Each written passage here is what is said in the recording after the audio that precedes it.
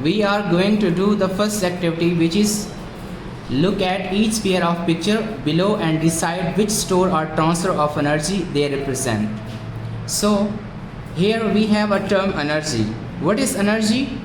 The ability of a body to do work is called energy. काम करने की सलाहियत को हम क्या कहते हैं? एनर्जी कहते हैं. There are different types of energies. For example, light energy, heat energy, kinetic energy, potential energy, chemical energy. हम इस एक्टिविटी में बेसिकली ये बताना चाहते हैं कि एनर्जी के कौन कौन सी टाइप्स यहाँ पे यूज़ हो रही हैं, जो हमें इस एक्टिविटी में फिगर्स दी गई हैं उनसे जो हमें नज़र आ रही हैं, वो हमने बताना है कि वो कौन कौन सी एनर्जीज़ हैं, उन एनर्जीज़ का क्या नाम है. तो फर्स्ट पिक्चर अगर हम देखें तो हमें सन की पिक्चर नज़र आ रही है. द सन ये कौन सी एनर्जी देता है? हमें लाइट एनर्जी देता है. सन से हमें लाइट एंड हीट दोनों एनर्जीज मिलती हैं. In the form of light heat energy होती है. देन अगर हम लाइट बल्ब की बात करें तो वो कौन सी एनर्जी होती है? वो भी हमें हीट की फॉर्म में नज़र आती है और लाइट की फॉर्म में नज़र आती है. दोनों एनर्जीज होती हैं, heat and light energies. Then अगर हम बोन फायर की बात करें तो इसमें हमारे पास हीट एनर्जी है. बेंसन बर्नर आपके सामने है, इसकी अगर हम बात करें तो इसमें है हीट एनर्जी. देन अगर हम स्पीडिंग बुलेट की बात करें, जब बुलेट गन से फायर की जाती है तो अपवर्ड की तरफ मूव करती है बुलेट, तो वो कौन सी एनर्जी होती है? Kinetic energy. क्योंकि काइनेटिक एनर्जी ऐसी एनर्जी होती है जो किसी बॉडी की मोशन की वजह से हो. सो बुलेट मूव कर रही है तो इसकी कौन सी एनर्जी है? काइनेटिक एनर्जी है. अगर हम गैल्पिंग हॉर्स की बात करें तो ये भी मोशन में है, इसकी एनर्जी कौन सी है? काइनेटिक एनर्जी है. अगर हम एक क्लाइंबर क्लाइंब जब कर रहा होता है तो उसके अंदर दो तरह की एनर्जीज होती हैं. एक एनर्जी आपके पास पोटेंशियल एनर्जी है और एक आपके पास काइनेटिक एनर्जी है. क्योंकि एनर्जीज कन्वर्ट होती हैं एक फॉर्म से दूसरी फॉर्म. कभी भी एनर्जीज डिस्ट्रॉयड नहीं होती, एक फॉर्म से दूसरी फॉर्म में कन्वर्ट होती हैं. सो काइनेटिक एंड पोटेंशियल एक दूसरे में कन्वर्ट हो रही हैं. वो पोजीशन पे भी है और वो मूव भी कर रहा है, तो दोनों एनर्जीज यहाँ पे मौजूद हैं. इसी तरह रॉकेट गेनिंग हाइट, तो इसमें बेसिकली आपके पास क्या आती है? Kinetic and potential energy. और देन आपके पास जिंगर बर्गर, हम कोई भी चीज़ ईट करते हैं, जब खाते हैं तो वो हमें एनर्जी देती है. तो बेसिकली अगर हम जिंगर बर्गर खाते हैं तो वो हमें कौन सी एनर्जी देता है? Chemical potential energy. And then coal जो आपके पास है, इसमें भी कौन सी एनर्जी होती है? Chemical potential energy. Activity number 2, class 8, subject science.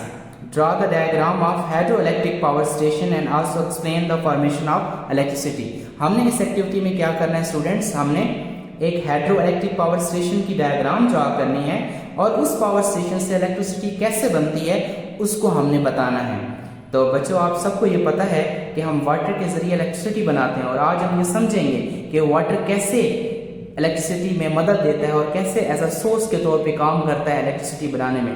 तो स्टूडेंट, आपको ये बात पता होनी चाहिए कि वाटर को हम स्टोर करने के लिए डैम्स बनाते हैं और ये हायर पोटेंशियल के ऊपर मौजूद होते हैं, हायर लेवल के ऊपर मौजूद होते हैं. ठीक है. और डैम से नीचे जब पानी गिरता है और उसके नीचे क्या लगी होती है? टरबाइंस लगी होती हैं. टरबाइंस की जो विंग्स होती हैं उसके ऊपर जब पानी गिरता है तो टरबाइंस घूमती हैं. टरबाइंस के ऊपर क्या लगी होती है? शाफ्ट. शाफ्ट किसको घुमाती है? इलेक्ट्रिक जनरेटर को. और इलेक्ट्रिक जनरेटर जब घूमता है तो क्या बनती है? इलेक्ट्रिसिटी. तो इस वजह से आप जरा इसके ऊपर देखें तो ये डैम्स हैं, ये उसका कंट्रोल गेट है. इस कंट्रोल गेट से वाटर इस पाइप के जरिए कहाँ तक आएगा? टरबाइंस के ऊपर आएगा. जब पानी टरबाइंस के ऊपर गिरेगा, इसके विंग्स के ऊपर गिरेगा तो टरबाइंस घूमेगी. जब टरबाइन घूमेगी तो ये किसको घुमाएगी? शाफ्ट को. जब शाफ्ट घूमेगी तो ये किसको घुमाएगी? इलेक्ट्रिक जनरेटर को. और इलेक्ट्रिक जनरेटर क्या बनाएगा? इलेक्ट्रिसिटी. और ये इलेक्ट्रिसिटी वहां से कहाँ पे जाएगी? Power house. और वहां से कहाँ पे जाएगी? ट्रांसफार्मर. और वहां से आगे हमारे घरों तक पहुंचती है बिजली. तो हमने इस हाइड्रो इलेक्ट्रिक पावर स्टेशन के जरिए इलेक्ट्रिसिटी को क्या किया है? फॉर्मेशन की है, जो कि हमने इसमें एक्सप्लेन किया है. इसके कुछ पॉइंट्स भी मैंने नीचे लिखे हुए हैं, जो कि hydro electric power is produced with moving water. At hydro power plants water flows through the pipes और पेनस्टॉक द पुशेस, जो क्या करता है? उसको टरबाइंस को रन करने में मदद देता है. और देन टरबाइंस जब रन करती हैं तो किसको मदद देता है? इलेक्ट्रिक जनरेटर को मदद देता है रन करने में. और देन आपके पास क्या बनती है? इलेक्ट्रिसिटी. तो इस एक्टिविटी में हमने ये सीखा है कि हम इलेक्ट्रिसिटी कैसे बनाते हैं, वाटर कैसे एज अ सोर्स के तौर पे काम करता है, जो कि टरबाइंस को घुमाता है. और टरबाइंस किसको घुमाती हैं? इलेक्ट्रिक जनरेटर को घुमाती हैं. और देन इलेक्ट्रिक जनरेटर क्या बनाते हैं? इलेक्ट्रिसिटी. और वो इलेक्ट्रिसिटी जो है आज हम घरों में यूज़ कर रहे हैं, जो कि हमारे डिफरेंट पावर स्टेशन जैसे मंगला पावर स्टेशन है, इसके बाद तरबेला पावर स्टेशन है। ये डिफरेंट पावर स्टेशन हैं जो पाकिस्तान में मेन पावर स्टेशन जो हमें इलेक्ट्रिसिटी दे रहे हैं। We have to search these words from this puzzle. Like already I have marked some words. These are all words related to electricity. Electricity क्या है? Electricity कहते हैं motion of electrons को। जब electrons move करते हैं तो हमारे पास क्या आता है? इलेक्ट्रिक करंट, जो कि क्या कहलाता है? इलेक्ट्रिसिटी। तो बैटरी है, चार्ज है, सर्किट है, करंट है, ड्राई सेल है, electron, filament, insulator, negative, parallel, poles, positive, resistor, series, terminal, ये जितने भी वर्ड्स हमारे पास नज़र आ रहे हैं ये सारे के सारे इलेक्ट्रिसिटी के साथ रिलेटेड हैं।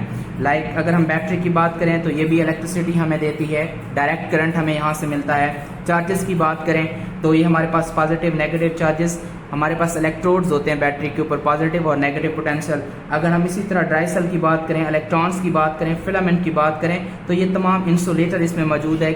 वो ऐसी डिवाइसेस होती हैं जिनमें से करंट पास नहीं होता।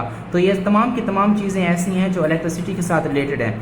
आपने करना ये है कि यहाँ से आपने एक वर्ड देखना है, जैसे बैटरी है, आपने इस पजल में से उस वर्ड को सिलेक्ट करना है कि वो वर्ड कैसे बनेगा। जैसे मैंने मार्क किया हुआ है, फर्स्ट वर्ड आपके पास है बैटरी, तो मैंने बैटरी को मार्क किया हुआ है BATTERY। सो बैटरी को मैंने इन स्पेलिंग्स को, इन वर्ड्स को मैंने क्या किया है? मार्क कर दिया है। देन अगर मैं ड्राई सेल की बात करूं तो देखें ये मैंने ड्राई सेल को मार्क किया हुआ है। इसी तरह बाकी charge, current, insulator, negative, cell, resistor, series, terminal, तमाम वर्ड्स यहाँ पे मौजूद हैं जो कि आपने मार्क करने हैं। और ये हमने सारा काम इस एक्टिविटी नंबर 5 में करना है। Activity number 4, class 8, subject science.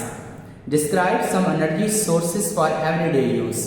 हमें एक पिक्चर दिखाई गई है सामने, और इस एक्टिविटी में हमने ये बताना है कि ये एनर्जी सोर्स हमारे डेली लाइफ में क्या काम आती है, कैसे यूज होती है, क्या हमें फायदा पहुंचाती है। तो सबसे पहले हमें एनर्जी का पता होना चाहिए स्टूडेंट्स की energy the ability of a body to do work is called energy. काम करने की सलाहियत को हम क्या कहते हैं? एनर्जी कहते हैं। एनर्जी डिफरेंट वेज में हमें मिलती है। कुछ एनर्जी हमें सन से मिलती है, कुछ एनर्जी हमें विंड से मिलती है, कुछ एनर्जी हम फूड खाते हैं वहां से मिलती है, कुछ एनर्जी हम आग जलाने के लिए ऑयल यूज करते हैं, गैस यूज करते हैं, कोल यूज करते हैं, उससे मिलती है। कुछ एनर्जी हमें इलेक्ट्रिसिटी प्रोड्यूस करने के लिए यूज करनी पड़ती है, कुछ एनर्जी हमें वाटर से मिलती है। ये तमाम एनर्जीज जो हम एवरीडे लाइफ में यूज करते हैं, इनको हमने बताना है कि इनका क्या यूज है और इनको हम कैसे यूज करते हैं। तो स्टूडेंट्स अगर हम फर्स्ट पे देखें विंड, ये आपको फिगर में नजर आ रही है विंड टर्बाइंस। टर्बाइंस का क्या काम होता है स्टूडेंट्स? टर्बाइंस का काम होता है जनरेटर्स को रन करवाना।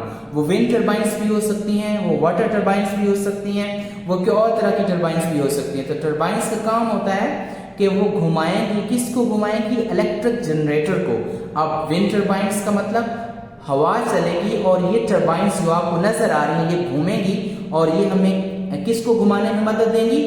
इलेक्ट्रिक जनरेटर को। और इलेक्ट्रिक जनरेटर क्या बनाएगा? इलेक्ट्रिसिटी। क्या बनाएगा? इलेक्ट्रिसिटी। सो हम विंड को एक्सप्लेन करें तो wind power is clean and renewable energy source. Renewable का क्या मतलब होता है? रिन्यूएबल का मतलब ये होता है कि ये रोजाना एक दफा हवा चले तो दूसरी दफा खत्म तो नहीं होती ना। ऐसी एनर्जी जो खत्म नहीं होती, हवा तो खत्म नहीं होने वाली, हवा जब भी चलेगी उसकी वजह से टर्बाइंस घूमेगी और टर्बाइन घूमने से क्या होगा? इलेक्ट्रिक जनरेटर चलेगा और इलेक्ट्रिक जनरेटर से क्या बनेगी? इलेक्ट्रिसिटी बनेगी। तो बेसिकली ये विंड एनर्जी चेंज हो रही है किसमें? इलेक्ट्रिसिटी में। और ये विंड एनर्जी जो है डेली लाइफ में हम यूज करें, विंड से यूज करें। आई थिंक इसकी अंडरस्टैंडिंग आपको हो गई होगी। अगर हम वाटर की बात करें तो वाटर एक मेन सोर्स है। आप सबको पता है हाइड्रो इलेक्ट्रिक पावर स्टेशंस होते हैं, उसके लिए हम डैम्स बनाते हैं और डैम्स का वाटर फॉल होता है नीचे और वाटर जब फॉल होता है टर्बाइंस को रन करवाता है और उससे हमें क्या मिलती है? एनर्जी मिलती है जो कि इलेक्ट्रिसिटी की फॉर्म में होती है। वो भी टर्बाइंस, वाटर टर्बाइंस किसको घुमाने में मदद देती हैं? इलेक्ट्रिक जनरेटर्स को घुमाने में मदद देती हैं। So water hydro energy is a form of renewable energy that uses the water store in dams. तो हमें यहाँ से एनर्जी मिलती है वाटर से। देन अगर हम सनलाइट की बात करें तो आपको पता है आजकल बड़ा इंपॉर्टेंट है सोलर पैनल्स हर घर की छत के ऊपर लगे होते हैं। और किस लिए लगे होते हैं? वो इलेक्ट्रिसिटी बना रहे होते हैं और वो सोलर एनर्जी होती है जो कि हमें सन होगा, उससे लाइट रेस आएंगी, उस पैनल्स के ऊपर पड़ेगी तो हमें इलेक्ट्रिसिटी की फॉर्म में इलेक्ट्रिसिटी मिलेगी जिससे हमें एनर्जी मिलती है। उस एनर्जी से हम इलेक्ट्रिसिटी से हम आपको पता है कि कुकिंग भी कर सकते हैं और भी बहुत सारे काम कर सकते हैं। हम जो भी करना चाहें इलेक्ट्रिसिटी के अलावा तो हम कुछ कर नहीं सकते। तो वो इलेक्ट्रिसिटी हमें कहाँ से मिलती है?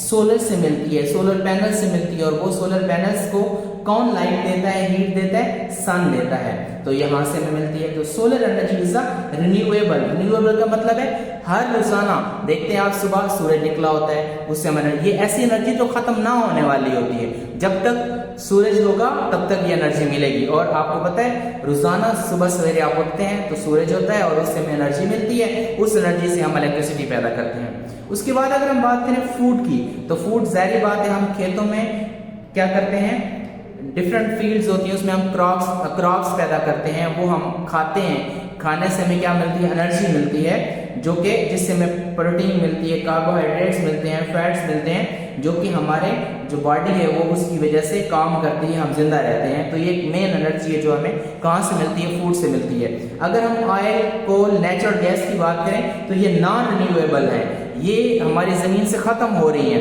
एक इंफॉर्मेशन बता देता हूँ स्टूडेंट्स, एक अंदाजे के मुताबिक जिस तरीके से दुनिया की आबादी बढ़ रही है और हम इन चीजों को यूज करते जा रहे हैं, आफ्टर 45 ईयर हमें इस चीज का कहत होगी कि ऑयल हमें नहीं मिल रहा होगा, जैसे आजकल जमीन से पानी खत्म हो रहा है। तो ऐसी एनर्जीज जो हम हासिल करते हैं और दोबारा वो नहीं बन सकती, वो क्या कहलाती है, नॉन रिन्यूएबल। उनमें ऑयल भी आता है, नेचुरल गैस भी आती है।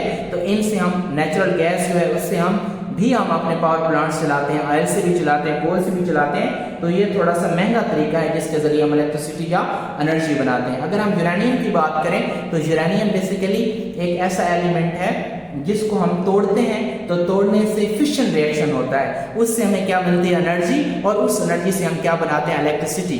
जो कि हमारी इलेक्ट्रिसिटी पाकिस्तान में जो बन रही है उसका 4% जो है वो हम एनर्जी कहाँ से लेते हैं, यूरेनियम फिशन रिएक्शन से लेते हैं। तो स्टूडेंट इस एक्टिविटी में हमने सीखा कि हमारे सामने जो फिगर है इसमें जो डिफरेंट पिक्चर्स हमें नजर आ रही हैं उनमें कौन सी एनर्जी है और उन एनर्जी को हम कैसे यूज करते हैं और डेली लाइफ में हमारे को क्या काम आती है, इसके अलावा हमारी जिंदगी नामुमकिन है। 6. In this activity we have to find the speed. The speed is the rate of change of distance. The formula of speed is what? Distance divided by time. So हमें एक क्वेश्चन दिया गया है, what would be the speed of sound in following cases. हमने इन दो cases में speed find करनी है। ये एक न्यूमेरिकल क्वेश्चन है, इसमें हमें कुछ डाटा गिवन है और हमने फाइंड क्या करना है। जब भी आप कोई न्यूमेरिकल सॉल्व करते हैं तो आपके पास डाटा पहले लिखना होता है, पहली हेडिंग डाटा होता है, फिर आपने फाइंड और देन आपने सोल्यूशन लिखना होता है। तो अगर हम इस क्वेश्चन को पढ़ें तो captain honked the horn of a ship and heard the echo after 20 seconds. तो हमें क्या दिया हुआ है, टाइम। हालांकि टाइम का वर्ड नहीं लिखा हुआ, लेकिन 20 के साथ सेकंड है तो हमें पता चल जाता है कि ये क्या चीज़ है, टाइम है। So there is a cliff 3000 metre, means distance आपके पास कितना है, 3000 metre from away from the ship. Calculate the speed of sound, हमें स्पीड ऑफ साउंड फाइंड करनी है। सो स्पीड का क्या फार्मूला होता है, distance divide by time. So distance हमारे पास कितना है, 3000 मीटर। हम ऊपर डिस्टेंस पुट करेंगे, नीचे आपके पास कितना है, टाइम 20 मीटर, 20 सेकेंड। सो आपके पास आंसर क्या आएगा, 150 मीटर पर सेकेंड इसका आंसर आएगा, जो कि हमने स्पीड फाइंड कर ली है। सेकेंड पार्ट में, बी पार्ट में, Ali drop a metal was and heard the echo in 10 seconds later. He was 50 meter away from a wall. This means that sound travel 100 meter in 10 seconds or 50 meter in 5 seconds. हमें दो तरह की यहाँ पे values दी गई हैं, दो times दिए गए हैं और दो हमारे पास डिस्टेंस है। हमने स्पीड फाइंड करनी है। अगर हम दोनों को पुट करें तो वैल्यू हमारे पास स्पीड की क्या आएगी, सेम आएगी। पहले हम 10 सेकेंड ले लेते हैं टाइम, डिस्टेंस हम ले लेते हैं 100 मीटर और हमारे पास v हमने फाइंड कर ली है। सो हमारे पास फार्मूला क्या है, speed is equal to distance divide by time. Speed को हम v से रिप्रेजेंट करते हैं। So distance is equal to हमारे पास क्या है, 100 मीटर, टाइम हमारे पास क्या है, 10 सेकेंड। देन हमारे पास जो स्पीड आएगी वो कितनी आएगी, 10 ms-1 मीटर पर सेकेंड। अगर हम यहाँ पे दूसरी वैल्यू पुट करें उसका आंसर भी हमारे पास क्या आएगा, 10 ही आएगा। अगर हम 50 और 5 पुट करें, अगर डिस्टेंस हम 50 पुट करें और टाइम हम 5 सेकेंड पुट करें तो हम तब भी हमारे पास डिस्टेंस क्या आएगा, 10 मीटर आएगा। Changes taking place in the following situations. बच्चों इस एक्टिविटी में हमने क्या करना है, हमारे पास डिफरेंट फिगर्स मौजूद हैं, इनमें एनर्जी चेंज हो रही है, हमने बताना है कौन सी एनर्जी किस में चेंज हो रही है। तो सबसे पहले हम एनर्जी को डिफाइन कर लेते हैं। The ability of a body to do work is called energy. Energy की डिफरेंट टाइप्स होती हैं, डिफरेंट फॉर्म्स होती हैं। और एक और बात भी हमें पता है कि एनर्जी जो है वो can not be destroyed, it can be converted from one two another form. First अगर आप फिगर देखें तो इसमें क्या है कि एक लाइट है और एक प्रिज्म है। ये जो लाइट है प्रिज्म के ऊपर फॉल हो रही है और प्रिज्म के ऊपर टकराने के बाद ये जो व्हाइट लाइट है ये कन्वर्ट हो रही है डिफरेंट कलर्स में। तो ये एनर्जी तो सेम एक ही है, एनर्जी एक से दूसरी फॉर्म में चेंज तो हो रही है, लेकिन उसमें हमारे पास क्या आ रहे हैं कि डिफरेंट कलर्स ऑफ लाइट के डिफरेंट कलर्स बन रहे हैं। When light passes through a prism it changes या स्प्लिट्स इनटू 7 कलर्स। तो इसमें एनर्जी एक ही रहेगी, लाइट ही रहेगी, लेकिन जस्ट क्या होगा, डिस्पर्शन हो जाएगी, कलर चेंज हो जाएंगे। जो व्हाइट लाइट थी वो 7 डिफरेंट कलर्स में चेंज हो जाएगी। अगर सेकंड फिगर्स को हम देखें तो उसमें क्या है कि thermal energy changes into heat energy. इस फिगर में थर्मल एनर्जी है जो कि किस में चेंज हो रही है, हीट एनर्जी में चेंज हो रही है। अगर हम थर्ड फिगर की बात करें तो ये आपको मैन नजर आ रहा है जो कि हैमर के साथ किसी चीज को पुश कर रहा है। तो आप इसको देखें कि पोटेंशियल एनर्जी जो है वो चेंज हो रही है हीट एंड साउंड एनर्जी में। अगर हम नेक्स्ट फिगर देखें तो इसमें हमारे पास क्या है कि एक ब्लो ड्रायर है जिससे बाल ड्राई हो रहे हैं। तो ब्लो ड्रायर कैसे चलता है, इलेक्ट्रिसिटी से। तो इलेक्ट्रिक एनर्जी चेंज हो रही है हीट एनर्जी में। नेक्स्ट फिगर में हमारे पास इलेक्ट्रिक एनर्जी चेंज हो रही है इलेक्ट्रोमैग्नेटिक एनर्जी में। ये रेडिएशंस को कवर आउट करते हैं। इसमें जो एनर्जी चेंजेस होती हैं वो इलेक्ट्रिक एनर्जी चेंज हो रही है इलेक्ट्रोमैग्नेटिक एनर्जी में। अगर हम नेक्स्ट पिक्चर देखें तो इसमें एक जो है वो मैन या वुमेन एक चेयर के ऊपर बैठी हुई है और उसने झाड़ू लगाया है और वो अपनी जगह पे बैठी हुई है। तो मीन्स जब वो इस चीज को सॉल्व कर रही थी तो वो मूव कर रही थी, तो उसकी काइनेटिक एनर्जी चेंज हो रही थी पोटेंशियल एनर्जी में। और देन लास्ट फिगर में हम देखें तो एक डिस्पेंसर के साथ मैन रुका हुआ है, एक बंदा है जो कि डिस्पेंसर के साथ है और वहां से वो वाटर को ले रहा है, तो पी रहा है वाटर को। तो इसमें क्या है कि फूड एनर्जी चेंज हो रही है काइनेटिक एनर्जी में, उसे फूड मिलेगी तो वो मूव करेगा। तो इस पूरे टॉपिक में हमने एनर्जीज की चेंजेस बतानी थी कि एक फॉर्म से दूसरी फॉर्म एनर्जी कैसे चेंज हो रही है, किस सिचुएशन में कौन सी एनर्जी चेंज हो रही है। Have to do match the column in this activity we have given different wavelengths of sound which we have to match with correct characters of sound. Now first of all what is sound? Sound क्या होता है, जब आप किसी vibrating body को vibrate करते हैं तो साउंड प्रोड्यूस होता है। साउंड कैसे ट्रैवल करता है, in the form of waves. और एक वेव क्या होती है, जैसे आपके सामने एक नजर आ रही है वेव, ये इसमें एक लाइन के ऊपर वाला पोर्शन क्रस्ट कहलाता है, लाइन से नीचे वाला पोर्शन ट्रफ कहलाता है। जब एक क्रस्ट और ट्रफ कंप्लीट होते हैं तो एक वेव बनती है। हमने इस एक्टिविटी में क्या करना है कि हमें कुछ डिफरेंट कॉलम्स दिए गए हैं, उनको हमने मैच करना है। कैसे, साउंड की डिफरेंट कैरेक्टरिस्टिक्स होती हैं जिनमें से एक पिच कैरेक्टरिस्टिक्स ऑफ साउंड है। तो इसमें हम ये कहते हैं कि low pitch and loud sound, इसको हम किस से मैच करेंगे। ये हमारे पास एक वेव नज़र आ रही है, इस वेव में अगर ये बिल्कुल करीब करीब होगी तो इसका मतलब है हाई पिच है, अगर ये दूर दूर है तो इसका मतलब है लो पिच है, अगर ये ऊपर की तरफ है मीन लेवल से ज़्यादा तो इसका मतलब है लाउड साउंड है। तो इस पिक्चर में हमें नज़र आया कि जो लो पिच है और लाउड साउंड है। अब अगर हम देखें तो ये वाली वेव, इसमें क्या है, प्लेजेंट साउंड, बिल्कुल एक तरतीब के साथ वेव जा रही है, इसको हम कहेंगे प्लेजेंट साउंड। और दूसरी बात, तीसरे नंबर पे आता है हमारे पास हाई पिच सॉफ्ट साउंड। तो इसमें हाई पिच है, करीब करीब है, लेकिन साउंड क्या है, सॉफ्ट है। देन आपके पास क्या आता है, नॉइस, जिसमें कोई तरतीब नहीं होती, उसको हम क्या बोलते हैं, नॉइस बोलते हैं। फिफ्थ नंबर पे हमारे पास आता है low pitch soft sound. Low pitch में आपके पास लो पिच है, देखें दूर दूर है, और आपके पास साउंड क्या है, सॉफ्ट है। High pitch loud sound, high pitch में आपके पास क्या है कि उसकी वेव्स का जो लेंथ है वो ज़्यादा होगी, और साउंड क्या है, लाउड है, और पिच यहाँ पे हमें क्या नज़र आ रही है, high. Thank you. Activity number 13 science class 8। हमें एक लाइन ग्राफ दिया गया है। इस ग्राफ में एक एक्स एक्सिस है और एक वाई एक्सिस है। एक्स एक्सिस के ऊपर एज है और वाई एक्सिस के ऊपर हाइट है। एक बच्ची है, इसकी एज एक्स एक्सिस के ऊपर है और वाई एक्सिस के ऊपर इसकी हाइट गिवन है। हमारे पास कुछ क्वेश्चंस हैं जो नीचे 5 क्वेश्चंस दिए गए हैं। इस ग्राफ को देखते हुए हमने इन क्वेश्चंस को सॉल्व करना है। जैसे सबसे पहला क्वेश्चन क्या है, how tall was Fatima when she was 4 year old. जब 4 ईयर ओल्ड की थी फातिमा तो कितनी टॉल है, तो हमने देखना है कि 4 ईयर ये है और ये पॉइंट है और इसके ऊपर कौन सी लाइन इधर मैच कर रही है इसके साथ, वो क्या है, 40। तो हमारे पास आंसर क्या होगा, 40 इंचेस। जब वो 4 ईयर की थी तो उसकी हाइट कितनी है, 40 इंचेस है।